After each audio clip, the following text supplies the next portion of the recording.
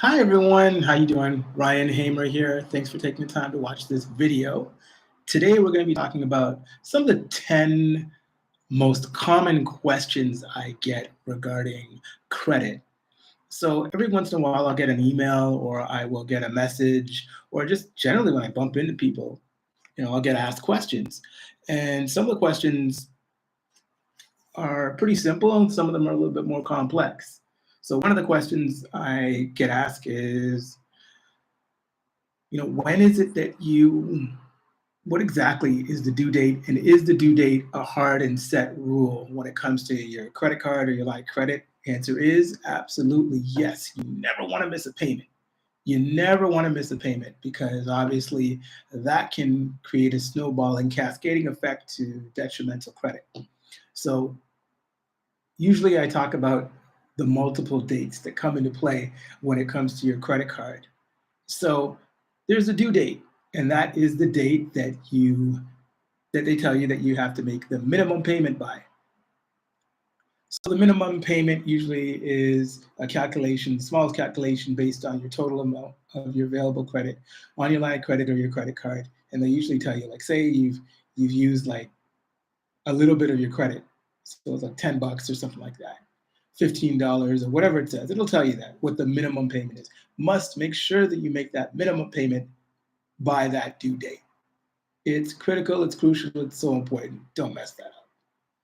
Then after you make that minimum payment by that due date, there is what's called a statement date. Statement date, there's a snapshot of your credit bureau report. Take a picture of that. There's a snapshot of your credit and your usage, your utilization, which is another important factor. And that gets sent over to the credit bureau, and that's what they see. So what happens is a lot of people, what they will do is they will make a payment on the due date, and then they will jack up their credit card again before and after the statement date. So it totally screws them over. So you don't want to do that. You want to make sure that you wait until you get that statement. So then you know exactly where you stand, and whatever it is on the statement, that's what's being reflected to the credit bureau. That's what they're going to see. That's the snapshot. Okay. And then another thing that people always ask me, how much, what is this utilization thing? How much of my credit card should I use? So sliding scale on that one, everyone. Some people will say, don't use any, just carry a negative balance each month. Make sure that you pay off your credit card by the due date and by the statement date, and there's a zero balance owing. So a lot of people will say, yeah, make sure there's a zero balance owing. Now, what I always say is that when you do that, it's like a dog serving two masters. So you're trying to satisfy the credit bureau and the credit issuer. So your credit card company wants to see that you're actually using the card, wants to see there's utilization on the card, and they wouldn't mind making a little bit of interest on it too. That's what I've heard, that's what I've seen. And then also when it comes to the credit bureau, if you have a very, very low utilization rate or a zero utilization rate, which means you haven't used any of your available credit, then it's reflected on your credit bureau report and it looks like you don't need the credit, so you're good to go. It comes into play favorably. But where that matters is what your intentions are. What are you doing? And so that leads into the next question, like, when does it matter? What matters more, the credit history or the credit score? Well, it depends on where you are and what you're trying to do, right? If you're trying to get yourself credit cards or you're trying to get yourself additional credit, then you're definitely going to want to make sure that you have a higher than lower credit score. A high credit score matters, but also how you utilize your credit matters too. It's not just about the score. You see, a lot of people make that mistake and they have the misconception that, hey, I've got an 800 credit score. Why is it that I got denied? Well, okay, you just started out. You may have just started out. You might have just bounced back from a bankruptcy. You might have no revolving credit. So that means no credit cards, no lines of credit, and stuff like that. So it's important that you have a good credit mix, and that's reflected in your credit bureau report. So you have a car loan, you have maybe a personal loan, you have a couple of credit cards, and it's also good to have bank issued credit cards. Bank issued credit cards allow you to show the financial institution that you're a responsible steward of your credit. You're a responsible steward of your finances. And if you are not a responsible student of your finances, then that's going to be evidently clear, right? That will be very, very clear when they do a review of your credit. Because financial institutions, sometimes they do it automatically, and sometimes they have their system that runs through and say, hey, let's check this person out. And here we go. See, it shows that you have nothing. You either have no credit cards, you have no line of credit, and it kind of looks like you're kind of manipulating the system. So you always, and there's a good way, a right way, and a wrong way to manipulate the system to your advantage. And the thing about it is, people think they hear all sorts of different things like things to do. Now, it's always good to have a good credit mix, multiple different types of credit. As I said, the car loan, the line of credit, the credit cards, bank issued credit cards are always helpful. People also ask, what is it that I can do to establish my credit if I've messed up? Now, listen, we all mess up. I've been there several times. And so the question is, how do you start all over again? What do you do? So my advice to you is, if you're starting all over again, if you can't get anyone to co-sign for you, if you can't get anyone to piggyback off of, which means if they have a credit card, they've been around for a long time, they have great credit, then they can add you on as an authorized user, and you can piggyback off of their good credit to reestablish yours. You can do that. And then last but not least, you can get yourself what is called a secured credit card, where you put down money and then the credit card issuer issues you credit based on the amount that you put down, and you have to use the card, show that you can use it, and pay it back.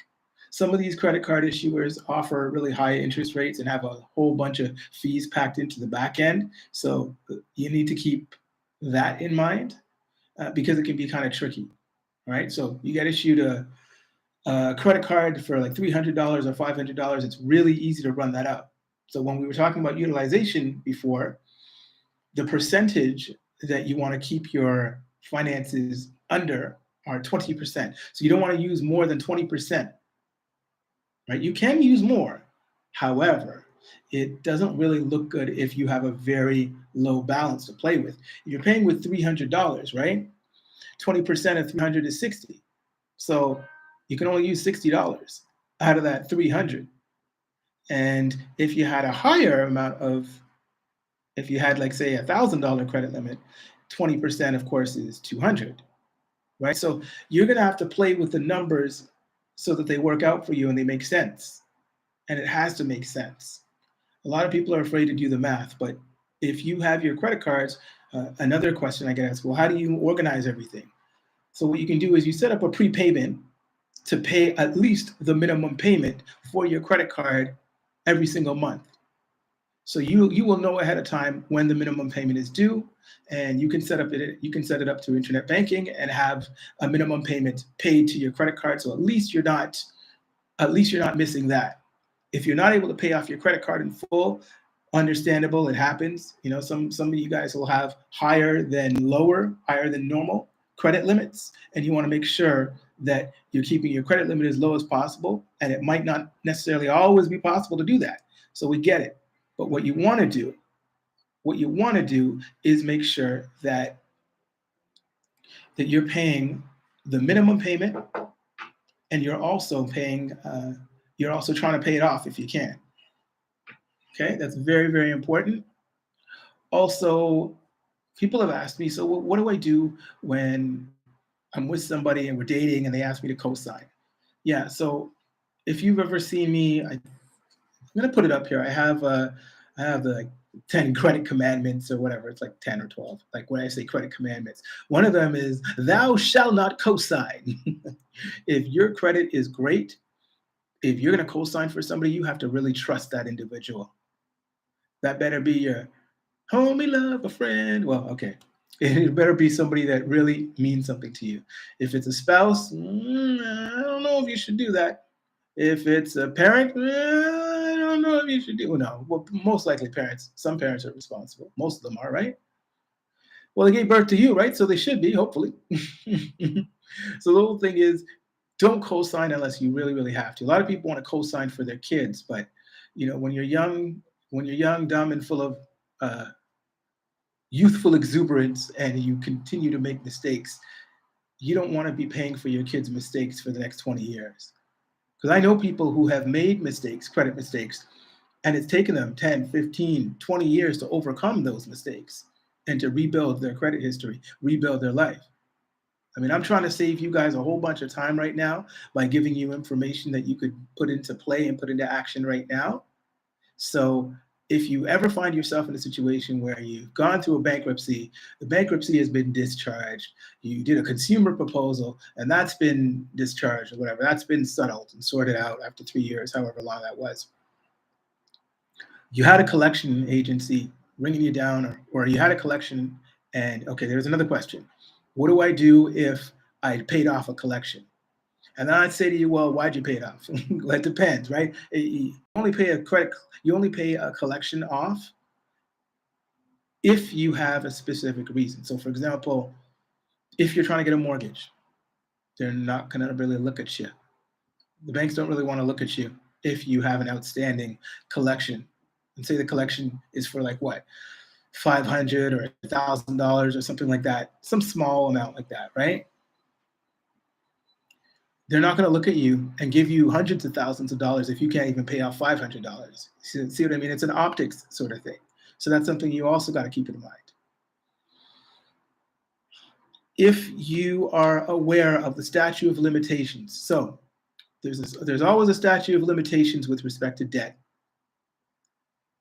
I'm in Ontario. I'm actually in Toronto, and in Ontario, the statute of limitations, if the original creditor has not sued you within the first 2 years, then you're kind of off the hook. Insofar as that it will still appear on your credit bureau report, but they can't come back to you and seek legal remedy. Okay, they cannot come after you and sue you. No matter what they tell you, they cannot. They cannot. Now, and you can look that up yourself. You can look that up. It's case law. It's there. It's out there. It's not. There's legitimately a statute of limitations in each province, right? So I'll see if I can when I edit this video, maybe I can get it up or put it up at the end or something for you guys. But yeah, definitely know the statute of limitation for your debt. Know when the date of last payment is. Okay, so yes, a lot of people ask me about what does the date of last payment mean? So the date of last payment means the last time that they received money from you for that particular debt, and it was recorded. Why is that important? Well, the date of last payment is so important because that's your marker. When you're driving down the street and you get lost, but you do remember that there was a McDonald's at the corner of, I don't know, Red and Smith. You remember this McDonald's? Well, it's the same thing. This payment is your marker in time where you can say, you know what? I paid them on October the 5th, 2015. Or let's just say, for argument's sake, for the reason why this is going to be important, 2017. So the reason why that is important, and you have a receipt and you have record of it, sometimes this information is not always accurately reflected in the credit bureau. Reason being is you got these collection agencies that may put some information, derogatory information, on your credit bureau report about a debt which you may or may not owe. Should you owe that debt, when you do your due diligence and your research and you look up the date of last payment and you see that the date of last payment was over 7 years ago, well, then A, you have certainly fallen outside the realm of the statute of limitations, so you can't be approached for anything legal. They can't come after you and say, we're going to sue you for this debt. We're going to sue you for this money. They can't. You can tell them to take a hike because you're past the statute of limitations. Within Ontario, I'm talking about, let's just, for argument's sake here, right? They can't come after you for that debt. However, they can try to collect from you, and if you decide, oh yeah, okay, I feel bad, I'm going to pay them, well, then that's you, because what you do is you reset the clock. Remember, and a lot of people ask me this question, is there such a thing as resetting the clock? Absolutely. Once you admit, acknowledge, or pay this debt, you end up putting yourself in a situation where you will owe that debt and you are legally responsible for that debt. So you don't ever want to get caught up in situations where you're like, okay, yeah, because you get caught up. The collection agent will call you, and if they know what they're doing, they will pressure you. They'll make you feel like, hey, you got to pay that debt today. You got to pay that debt right now. They'll say, oh, be a man, Ryan, be a man, pay that debt. Be responsible. Govern yourself accordingly. Do the right thing. You get some collection agencies that are rude, and they'll come at you like that. And then some of them will come at you all sweet and soft and then make you feel guilty. And you will say, okay, all right, let me go pay these people right now. Once you do that, you could be on the 11th month of the 6th year or the 5th year or whatever, right? Or you're like at the cusp of the end. And once you make that payment, once you admit to that debt, and they got you on tape, oh, they can restart that clock for you and you're stuck for another 6 years with that debt on your credit bureau report, with you running after these people. So if you have important things that you want to do in your life, you want to get yourself a house, you want to apply for a mortgage, you want to do all this sort of stuff. You want your credit bureau clean. You want it clean. You want stuff paid. You want to make sure stuff drops off. And I get asked this question too, like, is it true that things drop off after a certain period of time? Absolutely, yes. Absolutely. So I know someone who had a collection item, and this collection item was on their credit bureau report, and it suddenly just dropped off. And they were in the 600s. Suddenly it shot up over to 700. And the reason why it shot up to 700 is because there was no derogatory information within the collection section of the credit bureau report. I mean, it might say derogatory marks or whatever, but like once it's gone, because really the visibility that they will have is into the collection section. And when a creditor looks in the collection section or what have you, and they don't see anything there, you're good to go. You'll have financial institutions that share information. Next thing you know, you're getting these offers and stuff like that for credit cards.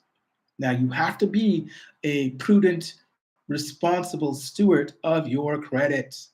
It's very, very important. Just because you were offered credit doesn't mean that you should take it. All credit offered is not good credit that's offered. Always check the interest rates, right? What are the interest rates of this line of credit that they're offering you? What are the interest rates of the credit card that you're being offered? What's the amount that you're being offered? And I asked you, what's the interest rate? Okay. Is there an annual fee? Very, very, very important. Some of these credit cards may look sexy and offer a lot of perks, but if they've got a real high annual fee and you don't want to pay that or can't afford to pay it or think you might not have the money on your card to pay it when that time rolls around, then don't get that kind of card. You want to get a card with an annual fee, maybe a card that gives you cash back and stuff like that. So that's what you want to keep in mind when you're looking at these credit cards. Just a couple of things. I mean, there's a whole lot of other stuff. Other people are much smarter than me when it comes to the whole credit card selection thing. That's not my bag of nuts. I really just focus on the credit side of things. So I just want to advise you guys, if you do get a credit card, make sure you pay it off in full each month if you can. And if you cannot pay it off in full each month, make sure that you make the minimum payment at the very least. Utilization, as I said, is very important. That really is a calculation based on the amount of debts that you owe. With regards, let's say credit cards, line of credit, your utilization, you've been extended $20,000 worth of credit and you're using $10,000. So that's over 50% utilization. So it doesn't look, it's not as bad, it's not great, but it's not completely horrible awful. The lower the utilization, the better off it'll be for you. And don't be surprised if you see your credit score fluctuate and it goes down. It will go down over time. It will go down over time based on your usage of the existing credit card tools, credit tools that you have with respect to lines of credit and credit cards and things of the sort. It will fluctuate. Credit is a marathon. It is not a sprint. So a lot of people thinking that they can do this quick trick here and this quick trick there doesn't always work out that way. Doesn't always work out that way. Can things be done? Absolutely. There are certainly things that you can do that can change your credit drastically. What I've seen that works the best is reducing your utilization rate.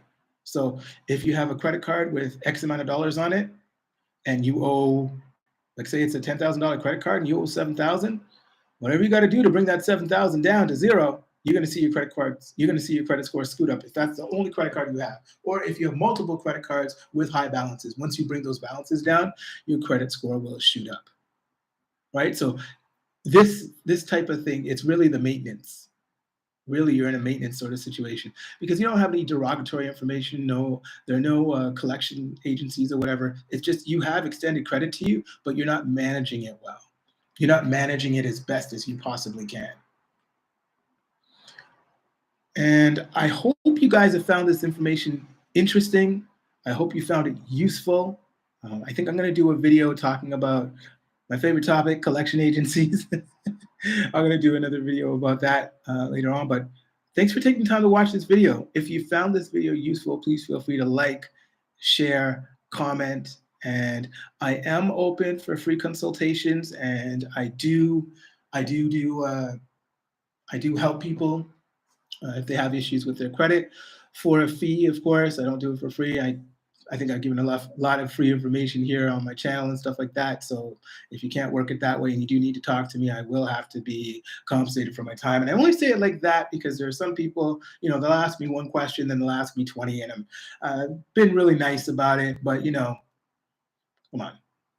We got to stop that for a while. There's a lot of information out there that I put out that you can benefit from if you take the time to sift through it and read through it to find the answer to your particular question. But again, I'm always open to talk, so reach out to me here if you need me, okay? My name is Ryan Hamer, and I'm your credit coach. So thanks for taking the time to watch. Have a wonderful day. Bye-bye for now.